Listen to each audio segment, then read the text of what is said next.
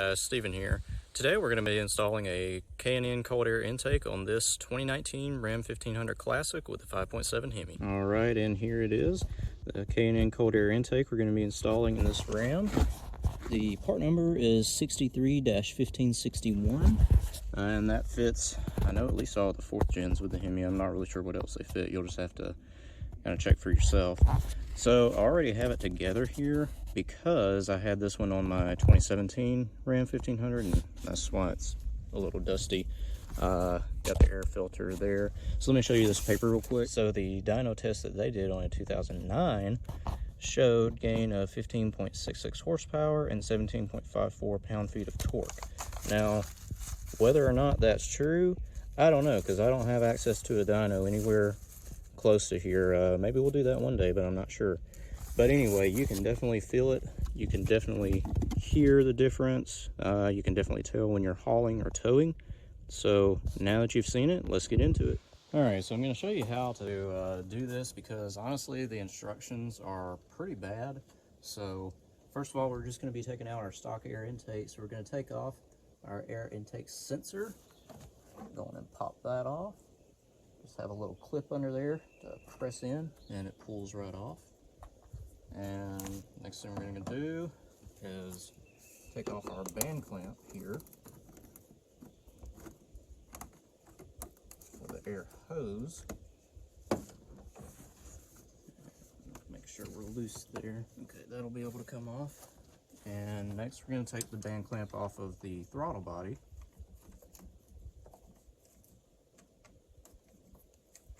So now we should be able to pull this air intake hose off.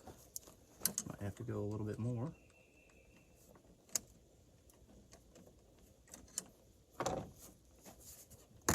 There we go. Just gonna break it loose there.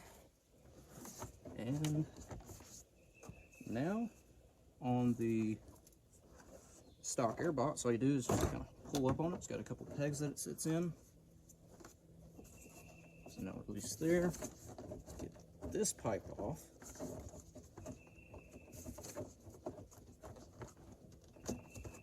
Just have to kind of work it back and forth till it gets free. There we go. So now this pipe is free. Be very careful not to damage your air sensor for that. So now we're going to pop off the cover. It's just a few clips that pop right up, and it should now pull straight up and out. So you see those two big ones that it was on there, those clips, and then it goes straight in on the back, so you do have to kind of pull up and out as you're getting them free.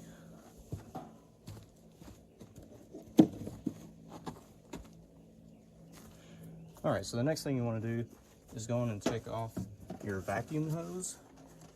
Just kind of work it and pull it out right here. So it's free there. I'm going to take it off of the box here. So we got it free there. And now the box just pulls right out up in an angle. All right, so now that we've got the stock air box out, you can see in here a little better. We had to pull it off of this peg here, and this one here, and this one down here. That's what it was sitting on. And now we've got to take off this bolt here at the front, kind of right below the radiator fill. So we're going to take that off, and then we'll be able to mount our new intake. So now we're going to take off this 13 mil bolt right here.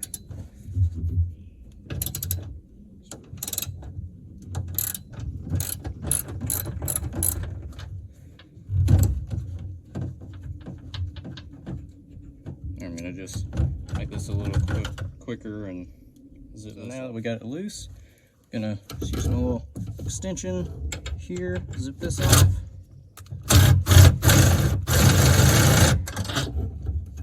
So you can see there, it's a pretty long bolt. Like I said, 13 mil. And now we'll be able to put in the cold air intake, and that will be one of the mounting points. So we'll actually put this bolt back in once we get it in. So back to the intake real quick. This is where the vacuum hose goes to. that meets up with this vacuum hose that we took off of the engine. And in the kit, it comes with some pieces of hose and some different joints and piping and whatnot. And you're supposed to actually cut part of this hose and do all that. And there's some workarounds that some people have done to just use some different joints and stuff and get it to the angle that you need. But the option that I took was just getting some 3/4 heater hose from, I think I got this at Marvin's.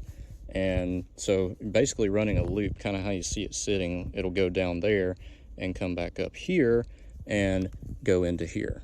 And that way we don't have to cut anything off the truck, so we can go completely back original factory if we ever need to or want to.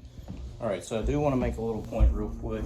The fitting that goes on here, I'm not going to take this off and show you, but it's a little plastic fitting that screws in, and you want to be really careful with that, not to over tighten it, because you will break it.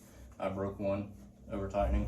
But a good thing about K&N, I just called the company, and they sent me actually 2, so I have an extra, and they got it to me in like, I don't know, 2 days, so it was pretty quick. So anyway, you want to go on ahead and have your band clamp on here, and we're going to go on and connect these vacuum hoses here in the shop, because to get this to fit on here, we're going to have to heat it up. So just going to use the heat gun here. Just get the end of this hose nice and hot, so it'll be a little bit more pliable.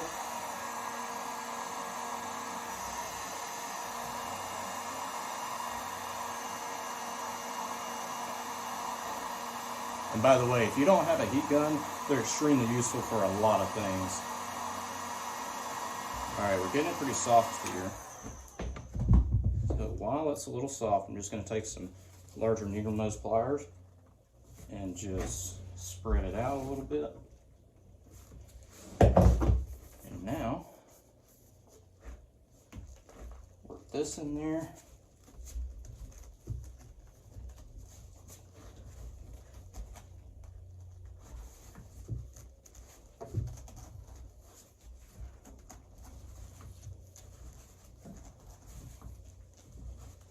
And you don't have to get it like super on there, and it's really hard to do, but as long as you get it far enough past that first lip that you can get this band clamp on past the lip, then you're pretty much good.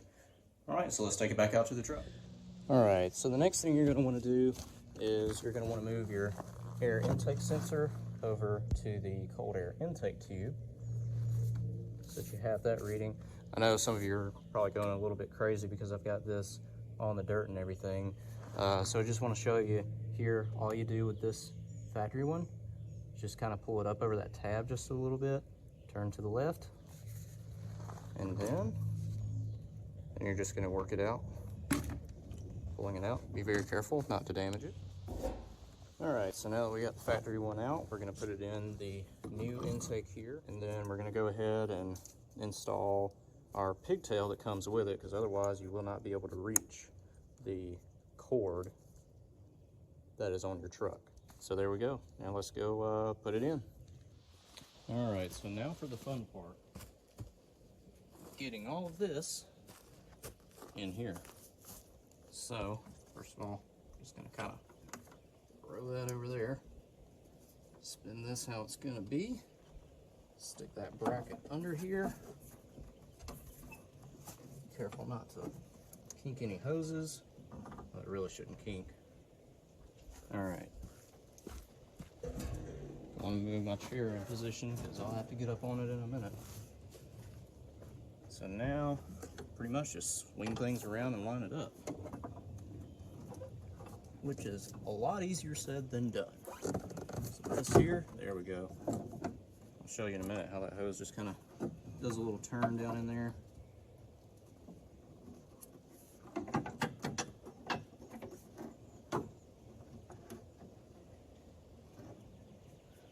All right, so there's one more bolt that you do have to take off.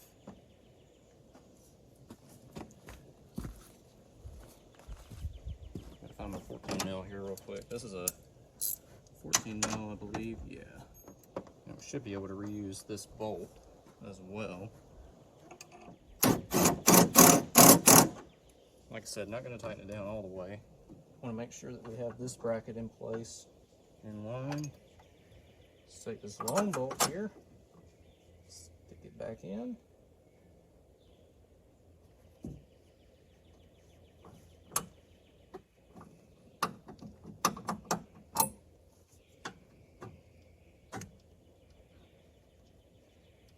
All right. So I have a little problem, and let me show it to you. So my problem with this one is this bracket, as you can see right here, get it focused, there we go, goes back in this hole with that bolt, but the problem is this bracket is hitting on this bracket right here. So we either got to cut this out, rebend this, or what I think I can do is actually just flip this over so that the point of this will be facing in, and maybe it'll work from there. All right, so I didn't film it for you guys because my phone pretty much overheated in the sun and I couldn't film for a minute. So here, what I did, this bend right here, I just put it in the vise and I got that bend out. So that took care of that side. What I had to do on this side is just take it and bend it a little bit further in the vise so that we could make that turn. So now we should be good to go and ready to mount. All right, so now what we want to do is take this hose, put it on the other side here, and we're gonna have to make this thing turn. So I got it in the complete upside down position here. So look guys, you're just learning from my mistakes. I'm gonna have to take this back off, back out of here, and turn the hose, then get it back in here. So I might have to reheat it, but let's see if I can just do it right here.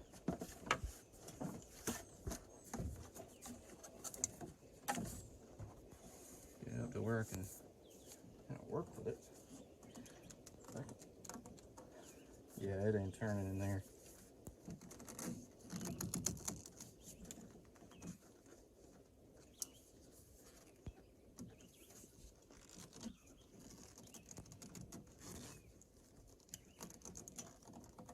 There we go.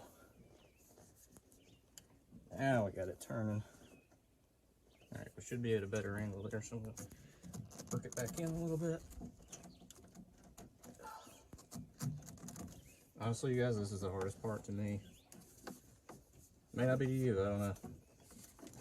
All right, so let's go and get our vacuum hose on here. Make sure that this angle is going to work.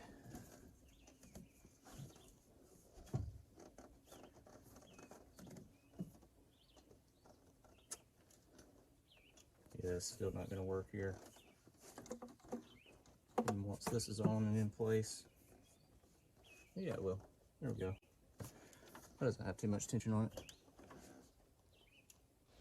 Alright, so what I'm doing is just taking this end of the hose off so that we can get the engine cover back on. There we go. Alright, took a little bit of work, but we got it. So, let's get this back over. I'm going to put this clamp on here in a minute, or a few minutes, so we get this reconnected here. Let's go on and work it back into the air box here. There we go. Set it over the throttle body. Tighten this one up.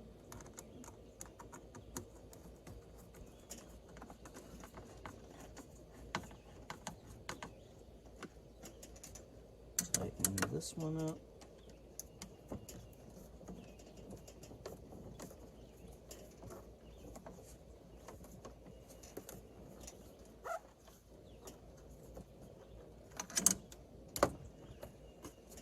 Connect our air intake temperature sensor, excuse me. There we go. Should be good to go there. This band clamp worked up. Over, up and over, however. You can clamp down good and tight, just don't want to over tightening and breaking anything. That's good. That's good. Everything seems to be sitting pretty good. Let's put the air filter in.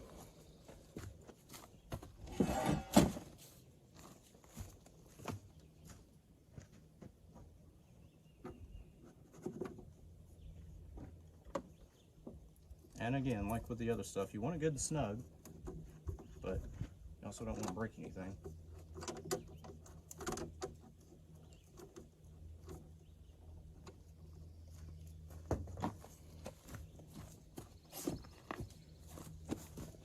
And now we're going to slip our dry charger or air filter sock or whatever you want to call it. All right, so that's what it looks like on there, that little filter sock dry charger, my K&N. And it's really nice because it keeps the bigger stuff, the bugs and all, out, catches some of the dust. And you know, if you're like me, you live on a dirt road or you do some off-roading, you want that on there just so it just helps make your air filter last a little longer, and you won't have to clean it as often. But there we go, she is in. All right, let's start her up and see what it sounds like. All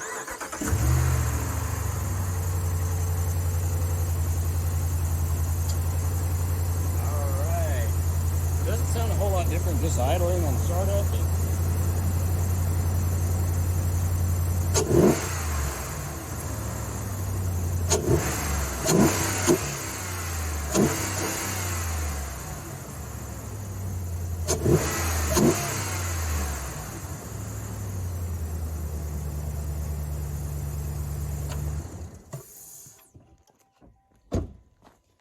And there she is. Doesn't sound a whole lot different on startup, but you can sure hear it sucking in the air when you give it some gas. So next, let's go for a little test drive and see how it feels. All right, here we go.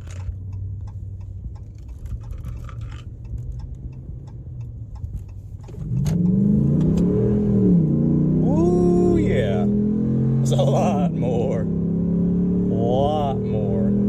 70. Man, we were already rolling about, I don't know, 15 or 20 when I gunned it. I mean, it spun the wheels and took off. I'll give you another, I'll do one more hard kickoff here in just a minute when I get turned around somewhere. Another turn and take off real quick.